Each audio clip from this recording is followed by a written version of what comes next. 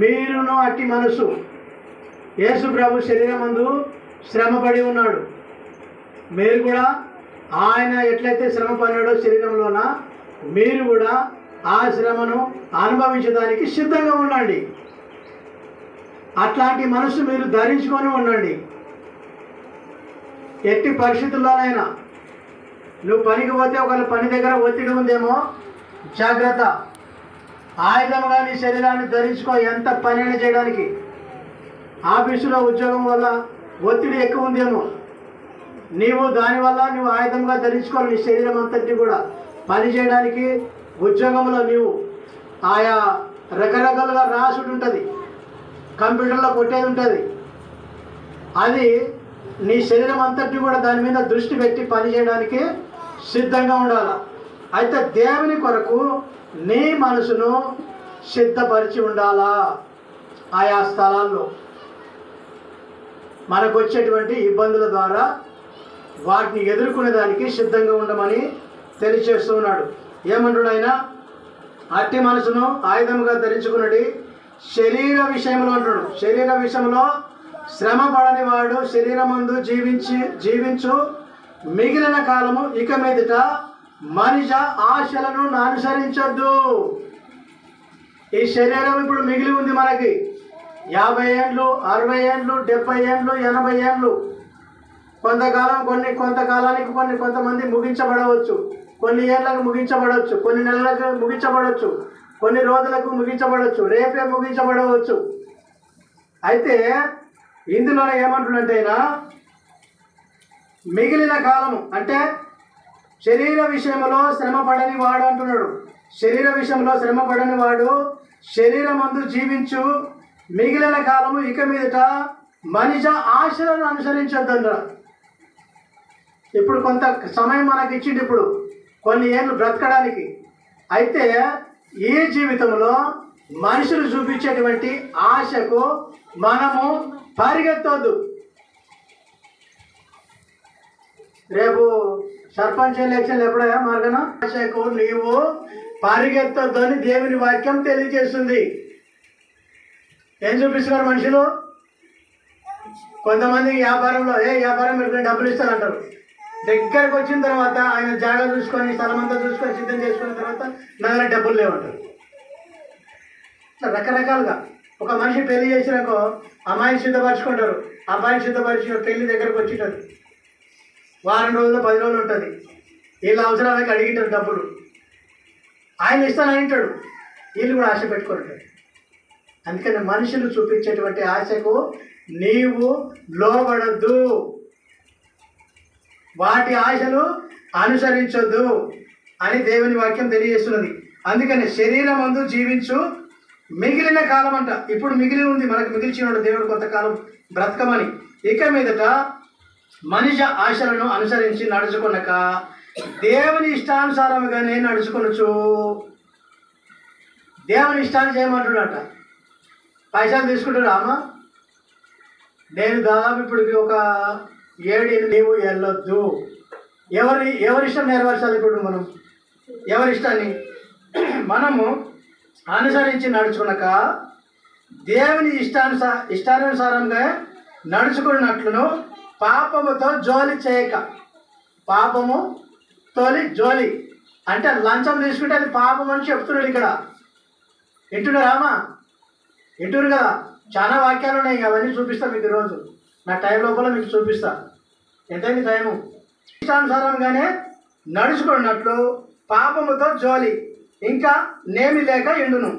మనం పోకిరి శాస్త్రాలు ఏంటి? మనం పోకిరి శాస్త్రాలు అంటే పోకిరి శాస్త్రాలు ఏంటివి? ఎప్పుడు మీరు పోకిరి మాట్లాడలేదా? ఇప్పుడు కూడా మాట్లాడుతారు మనల్నే. ఈ బలలో చేయిస్తలే, ఆయన నింతలే పోకిరి మాట్లాడతారా? అరే ఒకగడా ఎడు వదలరా, ఒకగడా ఒకదానా ఏమే వినిపిస్తలేదా? ఎవరో చాలా స్ట్రగుల్ పడుతున్నారు ఈ మధ్యలో, కనిపిస్తలేవు. ఏమా మాట్లాడతారా లేదా? ఇవే పోకిరి మాటలంటే చాలా వస్తాయి. ఇవి ఒకటి నేను సింపుల్గా చెప్తున్నా. ఇవి ఇంకా చాలా ఎక్కువ ఉంటాయి పోకిరి మాటలు. కొంతమంది బూతులు మాట్లాడతారు, బూతులతో పొగిరి మాటలు మాట్లాడతారు, కొంతమంది బూతులు లేకుండా మాట్లాడతారు. పెద్ద పెద్ద విషయాలు అనమాట, భయంకరంగా అంటే అవతల మంచి కొడతాడేమని తట్టుకుంటాయి బూతులు. అవునా? ఈ పొగిరి మాటలు మాట్లాడదు అని చెప్తున్నాడు ఆయన. ముందేమంటున్నాడు? మనం అనుసరించి నడుచుకున్నాక దేవుని ఇష్టానుసారంగానే నడుచుకున్నట్లు పాపముతో జోలి కదా, పోకిరి శాస్త్రాలు, పోకిరి మాటలు మాట్లాడదు కదా. చాలా జాగ్రత్తగా ఉండాలి. అయినంత మటుకు మనం జాగ్రత్త లేకపోతే మనకు నష్టం వస్తుంది. ఇంకా దురాశలు, దురాశ అంటే ఏంటిది? అప్పుడు పెద్ద ఎలక్షన్ వస్తాయి కదా, ఇప్పుడు 500 ఇస్తారేమో. ఎంత ఇస్తుర్రా? కాంగ్రెస్ వాళ్ళు ఎంత ఇచ్చారు? 1000. వీళ్ళు ఎంత ఇచ్చారు? కేసీఆర్ బీఆర్ఎస్ 2000 రా. అవి తీసుకోవాలరా, ఓటు వరకే లేదు. దురాశ. అందుకనే దేవుడు ఏం చేస్తున్నాడంటే మనల్ని అట్లా అడగకూడుతుంది. తెలుసా? మన ఆశీర్వాదాలు వస్తలేవు. మనం దేవుని పిల్లలుగా ఓటు వేయాలి, కానీ లంచం తీసుకోవాలి, దురాశ పడదు. చెప్తున్నా కదండి, ఒకసారి బలంతా ఇంట్లో పెట్టిపోయాడు. తీసుకోవద్దు కదా నాకు పైసలు. అరే ఈ పైసలు ఇప్పుడు నువ్వు 500 ఇచ్చినావు, ఇప్పుడు 2 కిలోలు చికెన్ తెచ్చినా అయిపోతుందని చెప్పింది. నిజంగా 2 కిలోలు చికెన్ తెచ్చినాము, రాత్రి వండేసినాము, అయిపోయాయి. ఆ డబ్బు ఉండదు, డబ్బు ఉండదు. నువ్వు ఉండాలనుకున్నా కూడా అది ఉండదు, ఖర్చు అయిపోతుంది. అందుకనే మనం ఏమంటున్నట్టే దురాశలు, పోకిరి శాస్త్రాలు, దురాశలు, మద్యపానం. 800 కోటర్లు ఎవరు బతుకుతారంటే తాగుతున్నట్టే లేక తాగరా. అందరితో కూడిన ఆటపాటలు. కింద మీ బైబిల్లో ఉన్నదే లేదా చూసుకోండి. ఒక ఊర్లో ఒక వాక్యం చెప్పొచ్చిన నాకు రివర్స్ అది ఏం చెప్పారంటే, ఈ సేవకుని మీరు ఎందుకు పంపించినారని రివర్స్ నాకు కంప్లైంట్ ఇచ్చారు. అదే వాక్యం మీరు కూడా చెప్పిన, మళ్ళీ కూడా చెప్తా, మీరు మర్చిపోయారు. హైదరాబాద్ రామనగర్ నుండి ఫోన్ వచ్చింది 2 వారాల తర్వాత, మీరు ఎందుకు పంపించినారని. 35 ఏళ్ళ మేము ప్రభుని నమ్ముకొని ఈ వాక్యం మేము వెళ్ళలేదు, ఆయన ఎందుకు పంపించిన ఇంకోసారి పంపేద్దని చెప్పినట్ట. అంటే దేవుని వాక్యాన్ని బట్టి నడుచుకోవాలన్నా వద్దా? మనం నడుచుకోవాలి కదా, నడుచుకుంటే కదా పరలోకం వచ్చేది మనకు. అంటే ఇక్కడ ఉన్నట్టు మనం తప్పులే వదిలిపెట్టాలి, అంతే కదా. తప్పులు వదిలిపెడితేనే కదా పరలోకం పోయేది. ఒకవేళ దేవుని నమ్ముకొని మనం అట్లే చేసుకుంటూ ఉన్నాం అనుకో, పరలోకం పోం. మనం పోమని ఎక్కడుంది మరి బైబిల్లో? ఇట్లాంటి చేసేవాళ్ళు పోరని ఉంది బైబిల్లో, ఎక్కడుంది? మీకు ఏమైనా గుర్తుందా? ప్రకటన గ్రంథంలో ఉంది. ప్రకటన గ్రంథం కాదు, తెస్సలోనికీయులకు రాసిన పత్రిక 5వ అధ్యాయం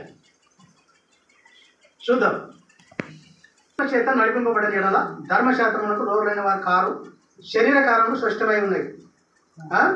23వ వచ్చిన చదువు ఏమన్నది అక్కడ? ఇట్టి వాటిని డైరెక్ట్గా ఆ వచనంకి వస్తాను నేను. మునుపు చెప్పిన ప్రకారము ఇట్టి వాటిని చేయవారు దేవుని రాజ్యమును స్వతంత్రించుకున్నారని మీతో స్పష్టంగా. ఏమా కోవిడ్ మాటలు మాట్లాడితే పోతారా మరి పరలోకానికి? పోతారా? ఎందుకు పోతారు? పోరు.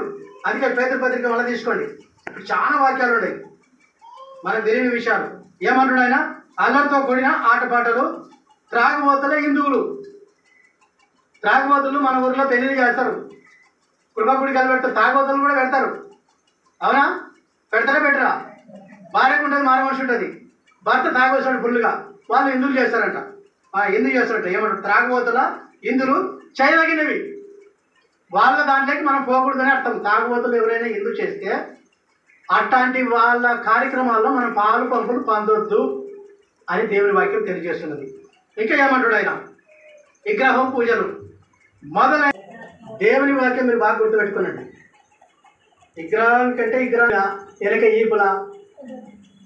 ఎందుకంటే మా భార్య పెట్టేది, మా పెద్దోడు చిన్న ఉన్నప్పుడు తెల్లగా ఉండే బాగా, ఇప్పుడు కూడా ఎరగనే ఉన్నాడు, నాకంటే ఎరగ ఉంటాడు.